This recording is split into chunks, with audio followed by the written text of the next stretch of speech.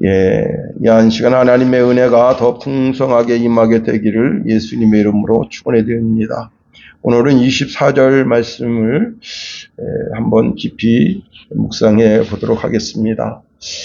여러분, 제가 단편적인 단어 몇 단어를 한번 드려볼게요. 번개탄, 청테이프, 소주, 이런 단어를 들으면 뭐가 떠오르나요?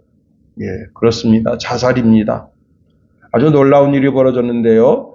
전북 전주의 한 편의점에 손님이 계산대에 와서 술을 내려놓고 그리고 이제 청테이프를 찾습니다. 문제는 이 손님이 바로 얼마 전에 번개탄을 찾았다는 사실입니다. 그래서 이 종업원이 번개탄 그리고 청테이프, 소주, 그래서 그 손님을 계산해주고 돌려보낸 후에 즉각 112에 전화를 해서 경찰을 불렀습니다. 경찰이 이제 온 후에 어떻게 하면 이 사람이 오늘 꼭 자살할 것 같은데 이 사람은 어떻게 하면 좋을까요? 했더니 이제 카드 전표가 있잖아요. 그 카드 전표에 그 카드사한테 전화해서 이 사람한테 요금이 잘못 계산됐으니까 그 편의점으로 빨리 나오라. 그렇게 독촉하라 했습니다. 이제 카드사에서 그 사람에게 전화를 해서 그 사람이 이제 이 점포로 오게 됐을 때 경찰이 연행해 갔습니다. 그 직원이 이런 말을 합니다. 오늘 자살할 수 없어서 저를 미워하실 수 있어요. 하지만 그날이 마지막이 아닌 그 의미가 있다고 생각하거든요. 근데 그 의미가 아직 행복할 날이 많이 남았다는 이런 의미가 아닐까 싶습니다. 라고 말을 하고 있습니다. 젊은 청춘이 인생 살다 보니까 정말 힘들고 어려운 때를 만날 때가 있죠. 저는 이 직원이 참 반짝이는 지혜로 한 영혼을 살렸다 하는 겁니다. 또 출동한 경찰도 적절한 시기에 왔을 뿐만 아니라 참 지혜를 내서 이 젊은이를 살렸다 하는 겁니다. 살리는 것은 성령의 역사, 하나님의 역사 하심입니다. 우리 주위에 정말 힘들고 어려워하는 영혼들이 있다면 그 영혼들에게 힘과 용기를 준 우리가 될 수 있어야 하는 겁니다. 우리가 이제 절망 중에 부르짖는 기도를 할 때가 있습니다. 하나님은 우리에게 절망적일 때 기도하라 명령하십니다. 그리고 우리가 절망적인 상황인데도 불구하고 기도하지 않으면 어느 때 기도하겠어요? 바울과 실라는 이제 빌립보 감옥에 들어가게 됐습니다. 무자비한 폭행을 당하고 교도소 찬바닥에 던져졌을 때 그들은 하나님께 찬송하며 기도하고 하나님의 응답하심을 간구했습니다. 그때 이로 인해서 교도관을 전도하게 됐고 빌립보 지역의 교회를 세울 수 있게 됐습니다. 시편 50편 15절에 보니까 환난 날에 나를 부르라 내가 너를 건지리니 내가 너를 영화롭게 하리로다 말씀하십니다. 시편 81편 7절 말씀해 보니까 내가 고난 중에 부르짖음에 내가 너를 건졌고 우레소리의 은밀한 곳에 내게 응답하여 무리바 물가에서 너를 시험하였도다 말씀하십니다. 시편 107편 6절에 보니까 이에 그들이 근심 중에 여호와께 부르짖음에 그들의 고통에서 건지시고 또 바른 길로 인도하사 거주할 성읍에 이르게 하셨도다. 부르짖어 기도할 때 하나님께서 그 고통을 들으시고 그 고통 중에서 건져주시며 그 길을 바르게 인도하여 주신다 하는 겁니다. 뿐만 아니라 거주할 성읍에 이르게 하셨다 하는 겁니다. 성도가 환난 중에 간구하는 것은 너무나 당연한 일입니다. 저는 오늘 이제 설교 준비를 하다가 대통령이 구속되는 이야기를 뉴스를 들었습니다. 그 시간에 제가 기도했습니다. 하나님. 저는 윤석열 대통령을 잘 모르는 사람입니다. 그가 우파인지 좌파인지 그런 개념보다도 한 나라의 대통령이 저렇게 맥없이 잡혀간다. 그건 참 있을 수 없는 일이잖아요. 그리고 나라를 위해서, 대통령을 위해서, 왕을 위해서, 총리를 위해서 기도하라는 하나님의 음성이 있어서 저는 기도했습니다. 하나님, 정말 이것 때문에 이 나라가 흔들리지 않게 도와주시옵소서. 그렇게 기도했습니다. 자, 그런데 오늘 본문에 본문의 기도는 절망 중 기도가 아닙니다. 먼 미래를 바라보면서 미래적으로 이렇게 되어야 한다는 바람, 소망이 들어가 있는 기도다 하는 겁니다. 그 내용을 우리가 이미 살펴봤습니다. 그것은 뭐냐면 우리 구주 예수 그리스도께서 이 땅에 강림하실 때 온 성도들이 영과 혼과 그 육체가 하나님 앞에서 정말 흠도 티도 없이 강건하게 보존되기를 원하는 그 기도를 사도 바울이 올려드리고 있다 하는 겁니다. 자, 바울은 데살로니가 교회의 성도들과 미래적으로 모든 성도들이 그리스도 예수의 심판의 날에 하나님 앞에 섰을 때 책망할 것이 없는 그러한 존재로 그 앞에 서기를 위해서 기도하고 있습니다. 거룩함이 하나님의 본성이라면 우리가 육체의 본성을 누르고 영적인 본성인 거룩한 본성으로 살아가도록 우리가 몸부림쳐야 한다 하는 겁니다. 한 아이가 미국에 한 아이가 태어났는데 아빠가 골퍼예요.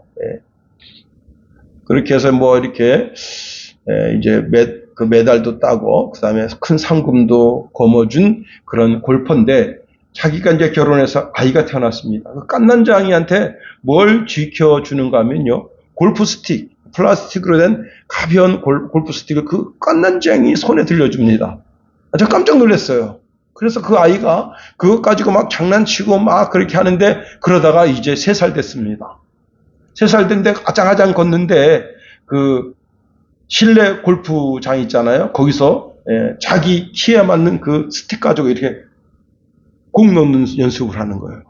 그런데 너무 놀라운 것은 어른들도 이렇게 그 거리가 한 2m 정도 되나요? 그 거리에 그 공을 반듯하게 넣는 게 쉽지 않은데 그 3살짜리가 벌써부터 그 공을 거기에 넣습니다.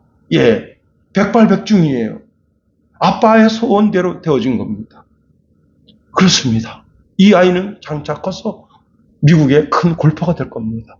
하나님도 하나님의 거룩한 본성을 따라 우리가 하나님 아버지를 닮아서 우리 육과 영과 혼이 다 거룩하기를 소원하신다 하는 겁니다. 자, 오늘 본문 이제 23절에 보니까 이런 말씀을 24절에 보니까 이런 말씀을 주고 있습니다. 너희를 부르시는 이는 미쁘시니 그가 또한 이루시리라 말씀하십니다. 자, 우리가 거룩할 수밖에 없는 이유가 무엇인가 하면 하나님이 미쁘신 분이라 하는 겁니다. 신실하신 분이시다 하는 거예요. 한 등산객이 이제 등산하다가 말벌집을 발견했습니다. 제법 한 요만한데요. 한 거의 50cm 정도 되는데 나무 끝에 이렇게 달려 있습니다. 근데 이분이 장난삼아 자기 스틱에다가 이제 손뭉치를 달고 그리고 전혀 다른 향, 이게 자연적인 향이 아니고 이게 이제 그 세상적인 향 있잖아요. 그런 향을 그 손뭉쳐다 이렇게 냄새를 피운 다음에 그 입구에 갖다 댑니다. 그랬더니요, 다른 개차가 왔는 줄 알고 그 안에 있던 모든 말벌들이 다 나와서 그 벌통을 지키는 거예요. 깜짝 놀랐습니다. 그 벌통 전체를 둘러쌉니다. 그리고 웅웅웅웅 되면서 뭐가 쳐들어왔나 하고 이제 그 말벌집 전체를 지킵니다. 그리고 그 말벌집 전체 그 속에는 애벌레가 있고 그 다음에 알들이 있다. 그 알들을 보호하려고 애기들을 그 애벌레를 보호하려고 본성적으로 본능적으로 우리 하나님 아버지도 본성이 있으십니다. 그 본성이 뭐냐면 신실하심이에요. 신실하다, 미쁘시다. 이 말은요, 참되신, 진실하신, 확고하신, 견고하신 그런 뜻을 가지고 있습니다. 미쁘시다라는 이 단어는 하나님의 실제하는 말씀이다 하는 겁니다.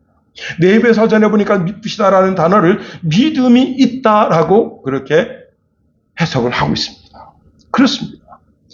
우리 하나님은 우리가 믿을 수 있는 분이에요. 100% 믿을 수 있는 분이에요. 우리가 기도하면 그분에게 기도하면 그분이 우리의 기도를 들으시고 응답해 주실 수 있는 분입니다. 그렇기 때문에 우리는 하나님, 미쁘신 하나님, 믿을 수 있는 분. 여러분 세상에 믿을 사람이 누가 있겠어요? 뭘 믿겠습니까? 세상에 믿음의 대상은 없습니다. 오직 믿음의 대상은 하나님. 뿐이다 하는 겁니다.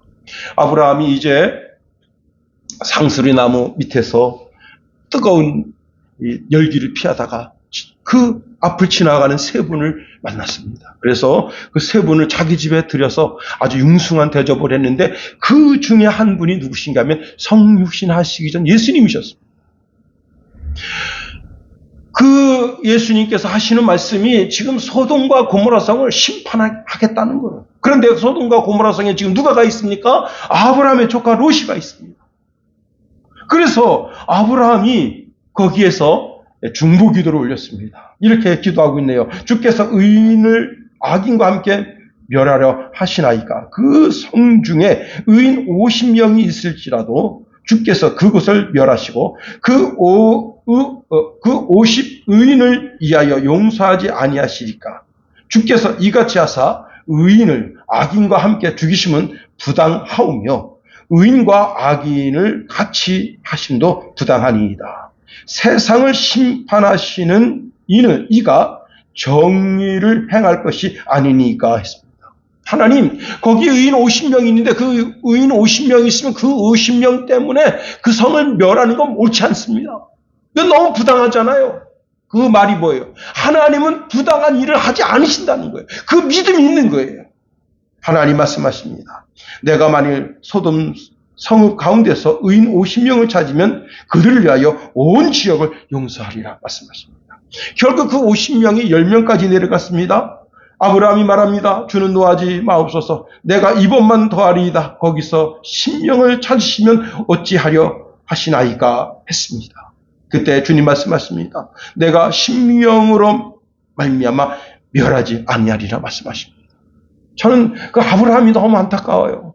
하나님, 별도 납작이 있다 하지만 저는 납작이 없어요. 거기서 의인 단 한 명만 찾아도 그 의인 한 명 때문에 그 성을 멸하지 아니하시면 안 되겠습니까? 하고 기도했으면 얼마나 좋을까 하는 겁니다. 거기 누가 있죠? 아브라함의 조카 롯이 있다. 그리고 그의 아내와 두 딸이 있다. 어쨌거나 그들은 하나님을 아는 자들입니다. 우리가 하나님 앞에 설 때 율법적으로 거룩하게 정결해서 서는 게 아니잖아요. 하나님의 은혜를 입고 그 앞에 서는 거 아니에요. 아브라함이 율법을 잘 지켜서 하나님 앞에 떳떳하게 서 있는 건가요? 그게 아니잖아요. 아브라함도 얼마나 치졸한 인간이고 자기 아내를 애굽의 파로에게 자기의 그 생명을 구원하고자 자기 아내를 팔았었잖아요. 그런 인간이잖아요. 그런데 자기 죄를 회개하고 하나님 앞에 서니 하나님께서 하나님 앞에 서려가는 몸부림을 보고 그것을 보고 아브라함을 의인이라고 말씀하시는 거 아니에요? 자, 아브라함은 하나님이 공의로우신 분이시. 그 공의로우신 분이라고 한 사실을 믿는 거예요. 믿어드리는 거예요. 의인을 악인과 함께 멸하실 수 없다. 하나님은 그런 분이시잖아요. 하고 하나님께 되묻는 거 아니겠어요? 그렇습니다. 오직 우리가 신뢰할 수 있는 분, 믿을 수 있는 분, 그분은 하나님 자신뿐이시다. 그렇습니다. 제가 이제 중국동에 살 때 산에 물을 뜨러 갔습니다. 물이 나오는 곳이 세 곳이 있는데 중국동 그 입구에 긴고랑 입구에 나오는 그 샘이 있고요. 거기서 한 150m 정도 올라가면 샘 한 군데가 있는데 물이 잘 나오다 끊기다 그래요. 그 다음에 한참 올라가면 용수골이라고 해서 용수골에서 나오는 샘물이 있습니다. 사람들은 이제 그 긴고랑 입구에 거기에서 이제 물을 뜹니다. 물이 정말 잘 나와요. 물이 잘 나와요. 사람들이 줄을 한 20-30명 서서 물을 뜨는데 시간이 지나서 6월 초쯤 됐을 때 구청에서 그 물을 전부 조사를 했습니다. 했는데 그 긴고랑 초입에 있는 그 샘은 대장균이 발견됐다. 그래서 이 물을 마시면 안 된다. 그 다음에 두 번째 샘, 거기도 대장균이 발견됐다 했습니다. 그 다음에 용수골에 있는 샘, 거기도 이제 조사를 했는데 거기는 음용이 가능하다 되어 있습니다. 그런데 너무 놀라운 것은요, 거기 대장균이 발견됐다고 하는 그 쪽지가 붙었음에도 불구하고 사람들이 그거 상관하지 않고 계속 물을 떠요. 거기서. 예. 근데 물은 콸콸콸 잘 나와요. 예? 저도 뭐 거기서 물을 여러 번 떠서 마신 적이 있습니다만은, 그런데 어느 날 한 20일 정도 지나서 가보니까 그 구청에서 붙여준 그 종이 아예 찢어버렸어요. 여러분, 참, 왜? 그게 물 뜰 때마다 걸린다, 이거, 자기 마음에. 그런데 그걸 떠가지고 그 물을 가져간다, 이거. 야, 이거 대단한 겁니다. 여러분. 그런데 이제 또 조사했어요. 한 보름 만에 또 조사하고 계속. 왜냐하면 그 대장균이 발견되기 때문에, 그것 때문에 주민들이 이제 설사복통이 일어나고 그러니까 계속해서 물을 조사해서 계속 붙입니다. 계속 뜯어버려요. 그리고 계속 물을 떠갑니다. 여러분, 저는 그 용수골, 그 샘, 그래서 일부러 거기까지 물을 뚫어 올라갔어요. 근데 그 김구랑에서 그 용수골까지 가려면요, 제법 한 800m 정도를 더 올라가야 돼요. 예. 그 힘들죠. 어렵죠. 그런데 여러분, 참 그게 웃기는 게 뭐냐면, 조사할 때마다 거기는 물이 깨끗해요. 단 1도 균이 나오지 않습니다. 그런데 초입의 중간에 있는 모든 샘은 다 거기에 대장균이 나옵니다. 우리 하나님은 100번, 1000번, 1000번 뒤지고 또 뒤져도 신실하십니다. 언제나 신실하신 분이시다. 두 번째로 우리가 오늘 본문에 있는 말씀을 통해서 살펴볼 수 있는 것은, 우리가 거룩할 수밖에 없는 것은 하나님이 우리를 부르셨답니다. 이렇게 말씀하고 있네요. 24절 말씀 보세요. 너희를 부르시는 이는. 우리가 요즘 이제 이번에 새로운 복음성가를 이제 주일마다 올려드리는데, 하나님의 부르심에는 후회하심이 없네. 내가 이 자리에 선 것도 주의 부르심이라. 예, 하나님의 부르심. 참 저는 이 가사를 들으면서 처음에 참 가슴이 뭉클해지더라고요. 하나님의 부르심에는 후회하심이 없다. 그렇습니다. 하나님이 사람을 불러서 하나님의 일에 참여하게 하신다는 겁니다. 죄악된 세상에 살던 이가 하나님의 부르심을 입어서 구원을 받고 그 부르심에 합당한 일을 한다. 예, 그 합당한 일이 무엇이냐? 그게 바로 거룩이다 하는 겁니다. 자, 아브라함도 부르심을 입었습니다. 우리가 잘 알듯 아브라함은 우상 주식회사 후계자였어요. 그러다가 그는 하나님의 부르심을 입었습니다. 갈대아우로 본토 친척 아비집을 떠나서 하나님 지시하는 땅, 가나안 땅에 간 사람이 바로 아브라함입니다. 모세를 보세요. 모세 어떻습니까? 나이 80에 하나님의 부름을 입었습니다. 40년간 하나님의 손에 의해서 멋지게 사명을 감당한 사람입니다. 자, 오늘 본문의 저자인 바울은 어떻습니까? 바울이야말로 하나님의 부르심 속에서 위대한 사역을 감당한 사람입니다. 우리 모두는 하나님의 부르심을 입은 자들이라는 겁니다. 여러분, 베드로 보세요. 베드로는 어떻습니까? 베드로는 어부였어요. 예, 어부로 있다가 부르심을 입었습니다. 그런데 그가 베드로전서 2장 9절 이렇게 말씀하고 있습니다. 그러나 너희는 택하신 족속이요 왕 같은 제사장들이요 거룩한 나라요 그의 소유된 백성이니 이는 너희를 어두운 데서 불러내요. 우리를 어두운 데서 불러냈대요. 그의 기이한 밑에 들어가게 하신 이의 아름다운 덕을 선전하게 하려 하심이라 말씀합니다. 그렇습니다. 우리를 어두운 데 불러내서 그의 기이하고 아름다운 빛 가운데로, 그 아름다운 빛이 뭐예요? 영광의 빛, 거룩의 빛이죠. 그걸로 들어가게 하심이고 그걸 선전하게 하기 위함이다 하시는 겁니다. 그렇습니다. 오늘도 하나님은 수많은 사람들을 부르고 계시다는 거예요. 하나님의 자녀로 부르시고 계시다는 거예요. 그래서 하나님의 자녀 삼아 주신다는 겁니다. 여러분, 하나님의 자녀를 삼아 주신다고 하는 것이 무엇이냐? 그것이 바로 하나님의 아들이신 예수 그리스도와 동일한 자녀의 신분을 얻게 하시고, 자녀의 신분을 얻었다는 게 뭐예요? 상속권이 있게 하신다. 그래서 하나님의 나라를 상속할 수 있는 권한을 우리에게 주신다. 우리는 하나님의 나라를 상속할 상속권자들인 거예요. 그냥 하나님의 자녀들이 아닌 겁니다. 그냥저냥 다니는 게 아니에요. 더 나아가 개인도 부르시지만 나라도 부르신다는 겁니다. 이스라엘 백성들을 애굽 전체 노예로 있을 때 그들을 거기서 부르셨어요. 그리고는 제사장 나라를 삼으셨다 하는 겁니다. 출애굽기 19장 6절에 보니까 너희가 내게 대하여 제사장 나라가 되며 거룩한 백성이 되리라. 너는 이 말을 이스라엘 자손에게 전파할지라 말씀하십니다. 정말 놀라운 말씀입니다.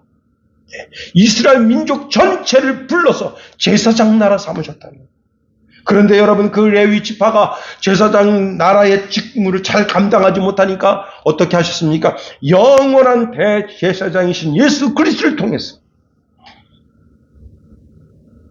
이제 우리에게 새로운 속죄의 은혜를 주시고 누구든지 예수 그리스도를 구주로 고백하는 모든 사람들에게 어떻게 해요?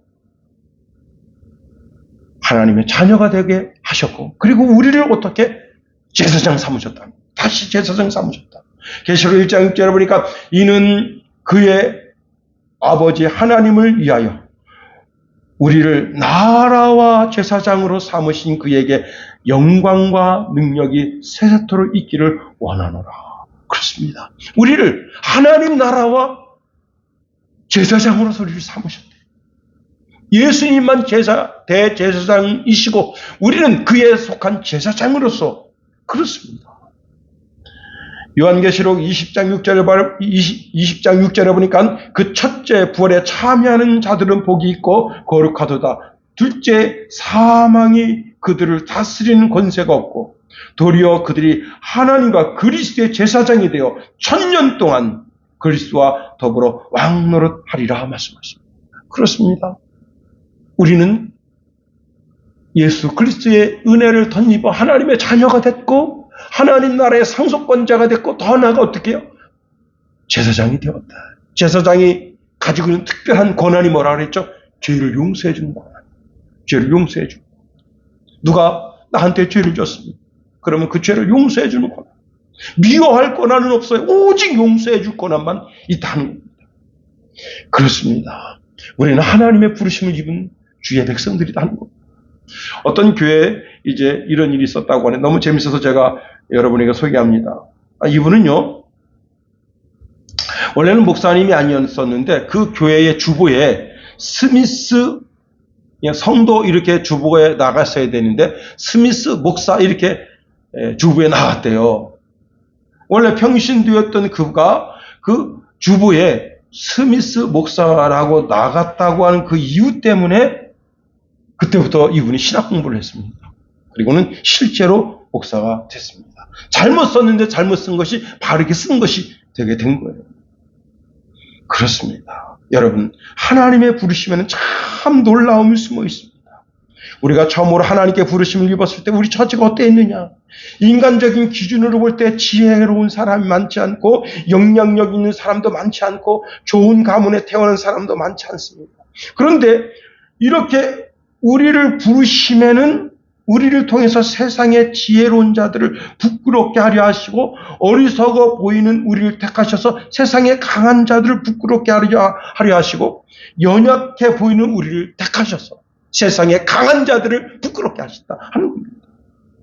하나님은 세상에 힘있고 교만하고 난치 않은 사람들을 낮추시고 무기력해 보이고 비천하고 업신여김을 받고 보잘것없는 우리를 택하사 이처럼 우리를 택하신 이유는 하나님 앞에서 아무것도 스스로 자랑하지 못하게 하기 위함이라 하는 겁니다. 우리는 이런 하나님의 엄청난 부르심을 입은 자들이에요. 그렇습니다. 저는 가끔 이제 제 처지와 은혜를 생각합니다. 제가 이제 우리 간척초등학교 청동문에 사무국장을 맡으면서 내 도시, 내가 태어난 그 고향, 거기에 대해서 좀 자세히 알아야 되겠다 그래가지고, 거기 이제 화천군 그 문화원에 들어가서 제가 자세히 들여다봤어요. 간청이라는 뜻이 무엇인가 하면 평생 죽을 때 한 번도 춘천에 나와보지 못하고 죽는다는 그런 뜻이다. 참 부끄럽죠. 그러니까 그때 당시 일제시대 그 이후에 그 사람들이 한 번도 이 춘천에 나와보지 못하고 죽는 사람들이 많았다는 겁니다. 그런 첩첩상중이었다. 그런데 그 산골짜기에 복음이 들어오고 예수 그리스도를 믿고 예수님께서 업어서 여러분 안양대 신대원에 가서 공부하게 하시고 목사가 돼서 전 세계를 누비게 하시고 참 하나님의 부르심에 놀라운 은혜가 있다는 겁니다. 세 번째로 자, 하나님께서 이렇게 부르시는 자 중에서 하나님은 이루시는 분이시다 하는 겁니다. 24절 하반절에 이렇게 말씀하고 있네요. 너희를 부르신 이는 미쁘시니 그가 또한 이루시리라. 하나님은 신실하신 분, 부르시는 분, 그리고 이루시는 분이다 하는 겁니다. 여기 이루다는 단어를 보면요, 만들다, 창조하다, 행하다라는 뜻을 가지고 있습니다. 하나님이 약속하신 그것을 그의 능력으로 이루실 줄을 확신하는 거예요. 자, 하나님은 하나님의 자녀를 위하여 만물을 새롭게 해주신다 하는 겁니다. 예수를 믿고 난 후에 온 세상이 만물이 새로워 보이게 되는 겁니다. 즉, 내 영적인 모든 감각들이 되살아나게 되는 겁니다. 하나님이 만물을 새롭게 해주시면서 인도해 가시는 방법 중에 하나가 뭐냐면 성도의 기도에 응답하십니다 하는 겁니다. 하나님은 우리의 기도에 응답해서 그 응답이 우리 삶에서 이루어지게 하시는 분이시다. 그러니 우리는 기도할 수밖에 없다는 겁니다. 특히 오늘 본문과 연관지어져서 바울은 우리의 몸과 혼과 영이 거룩해지도록 기도하는데 하나님께서 그 기도를 들으시고 우리의 삶에 그렇게 이루어 주신다는 거예요. 그렇게 어떻게 몸이 거룩하게, 몸이라는 게 뭐예요? 몸이 내 행실이잖아요. 행실이 거룩하게, 내 혼이, 내 마음이 거룩하게, 내 영이 거룩하게 그렇게 만들어 주시는 분이시다. 그렇게 이루시는 분이시다. 재창조를 해 주시는 분이시다. 우리의 기도를 들으시기를 원하시고 빌립보서 1장 6절에 보니까 너희 안에 착한 일을 시작하시는 이가 누구예요? 하나님 아버지께서 내 속에서 착한 일을 시작하십니다. 그리스도 예수의 날까지 이루실 줄을 우리는 확신하노라 말씀했습니다. 여러분 민수기 23장 19절에 보니까 하나님은 인생이 아니시니 시건치 아니하시고 인자가 아니시니 후회가 없으시도다. 어찌 그 말씀하신 바를 행치 아니하시며 하신 말씀을 실행치 않으시랴 말씀합니다. 그렇습니다. 하나님께서 아브라함에게 약속해요. 뭔 약속을 하시는가 하면 내 자손을 애굽에 400년 동안 넣었다 빼겠다는 거예요. 400년. 여러분, 자, 인간은 이게 참 마음이 참 그래서 어제 약속한 것도 오늘 뒤집는 그런 인간이 많습니다. 아니 4일 전 약속한 거 기억하지 못하는 인생도 많아요. 40일 전 약속, 4년 전 약속, 40년 전 약속, 그 약속을 손바닥 뒤집는 인생이 많습니다. 근데 여러분 400년이 지난 거예요. 400년. 400년 지난 약속 그 누가 이룹니까? 그런데 하나님은 그 약속을 이루시는 분이시다. 그렇습니다. 이게 말이 되냐 말이에요. 말이 되냐. 우리 하나님 그 약속하신 것을 반드시 이루시는 분이시다. 남유다가 바벨론에 의해서 멸망당했습니다. 바벨론 나라에 포로로 끌려갔어요. 그러면 어떻게 되느냐? 나라가 없어져야 되는 거예요. 그런데 70년 후에 그 나라가 그 포로됐던 자들 다시 되돌아와서 그 유다 나라를 다시 세우게 된다. 이게 말이 되냐고요. 말도 안 되잖아요. 그런데 하나님 그 약속을 이루시는 분이시다는 겁니다. 이건 단순한 선지자의 외침이 아닙니다. 하나님은 그 약속을 이루시고 그 약속을 반드시 신실하게 준행하신다는 거예요. 그렇습니다. 그래서 저는 참 이 단어를 살펴보면서 막 가슴이 뛰었어요. 이루시리라. 여러분, 그가 또한 이루시리라. 내 삶에 이루어주신다. 재창조를 이루어주신다. 재창조 새롭게 하여 주신다. 그걸 믿어야 되는 거예요. 더 놀라운 것은 이제 모든 약속이 다 이루어졌고 마지막 하나가 남았습니다. 그리스도 예수의 재림의 약속만 남았습니다. 우리는 반드시 그 약속을 이루실 것을 믿고 바라봐야 합니다. 내 삶의 약속을 이루실 하나님을 바라보는 신앙, 그 신앙 가운데 우리가 굳건하게 서게 되기를 예수님의 이름으로 축원해 드립니다.